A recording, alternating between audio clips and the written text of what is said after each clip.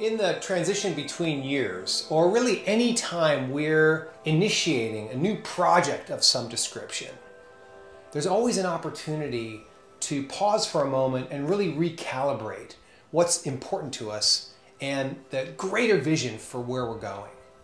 But the chances are, and the problem is that life is really busy, and oftentimes we are so keen to kind of get into the tactical actions that we miss this moment.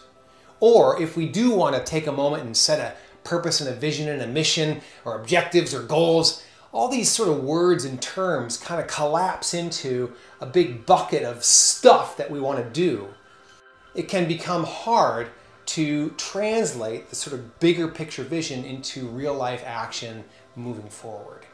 So in the last few months, I've been in a lot of these conversations with my clients in different parts of the world. It's actually a primary aspect of our work, sort of distinguishing the different key aspects of purpose and vision in order to translate a whole team into action in a certain direction. And interestingly enough, over the last few months, I've been finding myself in the similar conversations with family and friends, and even with myself as I consider the year ahead.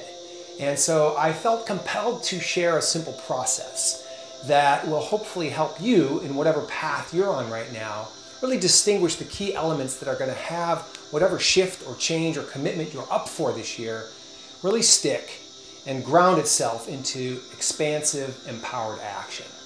This is a process that can take like 2 or 3 days, but we're going to try to do it in micro doses here and give you an opportunity to kind of just quite quickly get a picture and a roadmap for where you're going.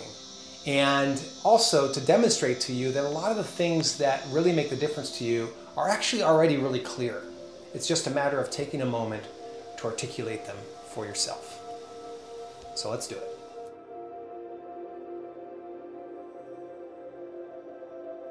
Okay, so the first step when we're considering a new direction or a bold new initiative or project is really to pause for a moment and give ourselves the opportunity to answer the question, why?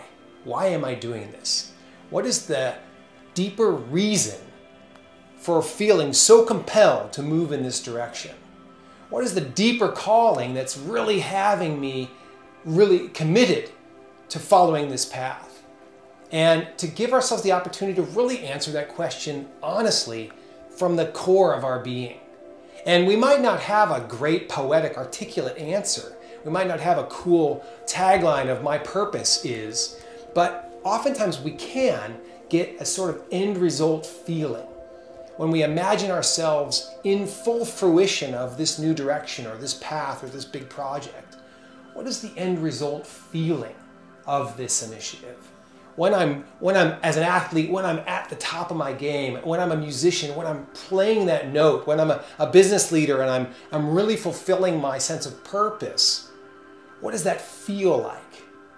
And if we can get a little sense of that feeling, that becomes like an inner anchor or a compass for our sort of inner engine of action and the next step, which will be our vision.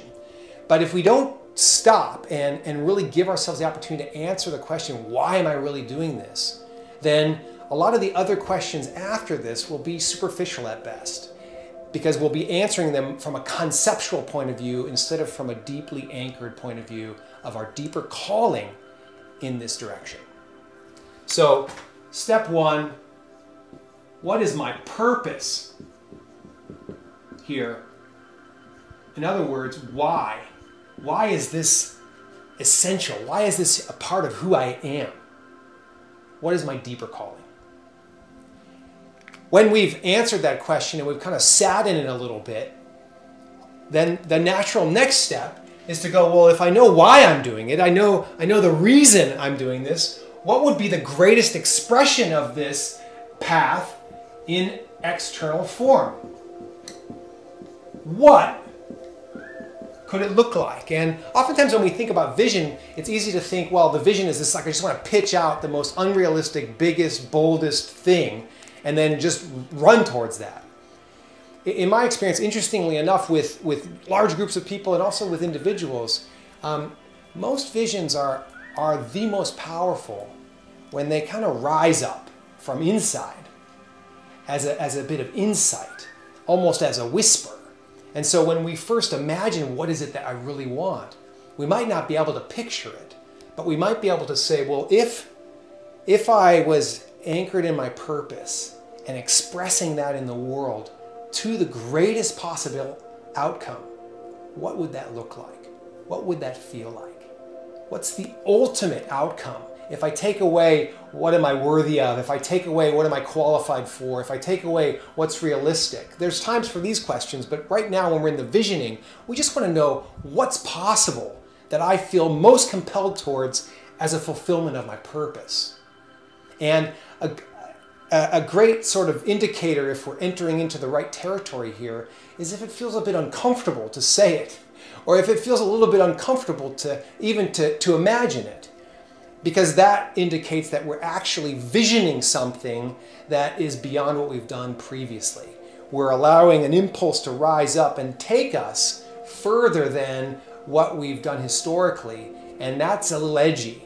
And having a little bit of edge to the vision is a great place to start. In my experience, the wider, the farther we can reach our mind, the more we actually get access to the higher capacities within our being to achieve things or to express things that we otherwise, if we don't give ourselves the opportunity to say what I really truly feel called towards, then oftentimes we end up limiting what we shoot for, and we never really know what we're capable of. So giving ourselves a chance to have the vision move from the purpose is a powerful step.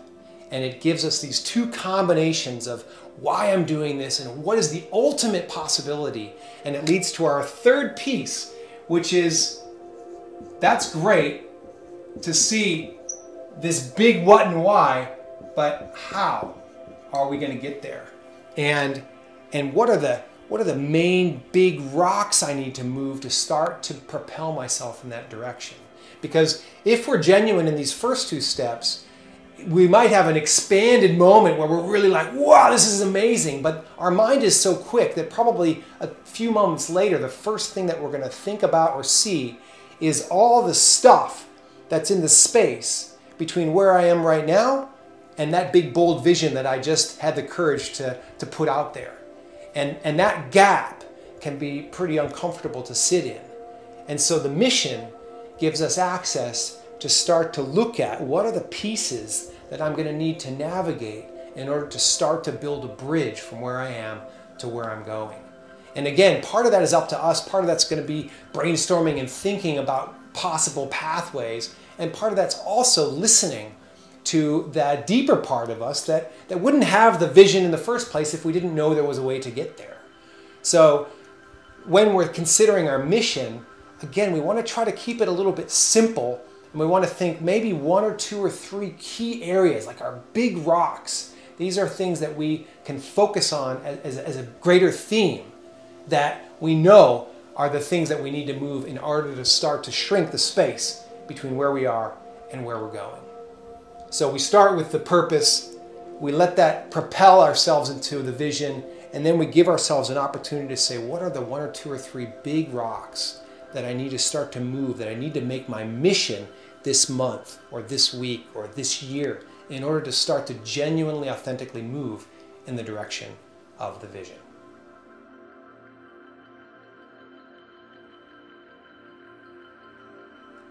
So we've got our sense of purpose, we've got our big picture vision, and now we know what our mission is. We've got a sense of a theme to really focus and lean into. And now I just want to leave us with three cursory items which are kind of going to weave these together and help us translate into the day-to-day. The first one is what I would say, what are we committed to doing, right? So that's the C.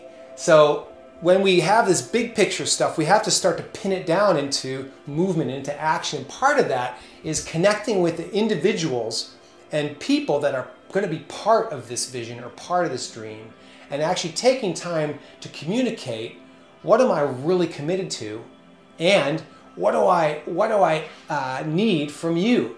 So what commitment do we need from other people? Who do we need to enroll and engage in this journey? And how do we need to start to take steps together What can you count on from me, and what can I count on from you? What are we committed to?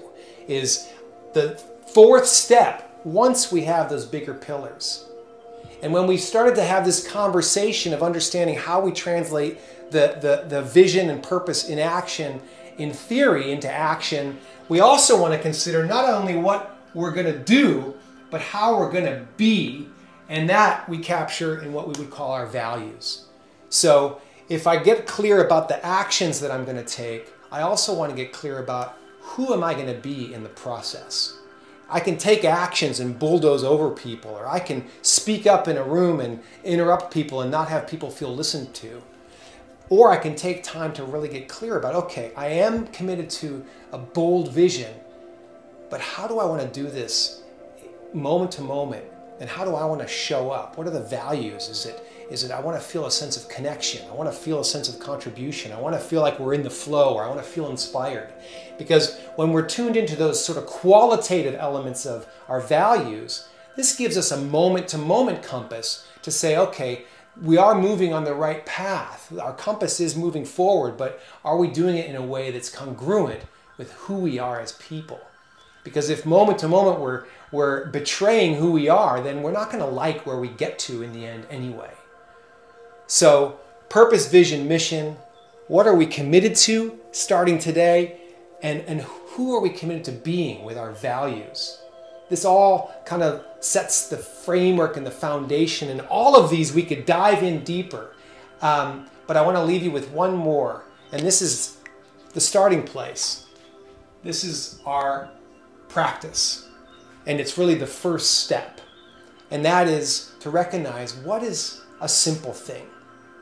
One simple thing that I can commit to doing on a daily basis that is a symbol of my commitment to fulfilling this dream or vision anchored in my deepest sense of purpose.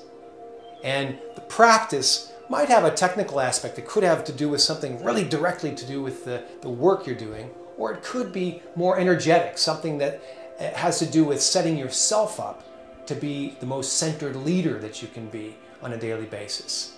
And maybe there's one of both. Maybe there's a type of meeting that you want to hold each day with your key people to really set you guys up for success. And maybe there's a personal meeting that you need to have with yourself in the very beginning of the day at sunrise before any of that happens. But what is a simple keystone practice that you can commit to as the sort of mortar and the veins that kind of connect all of the bigger pieces of this picture? And my experience is that when we take on just even the simple things and we start to move towards them with commitment and congruence of being, the big things start to take shape and move along with us. And we find ourselves on a journey moving beyond what we thought was possible, but doing it from a deeply empowered space, anchored in our purpose, called forth by our vision, and really with a sense of mission that we can share with many along the way. Hope this little process is helpful. Please feel free to watch it again or send me a note, and we can talk about how your purpose, vision, and mission is being translated into your life and into your work this year.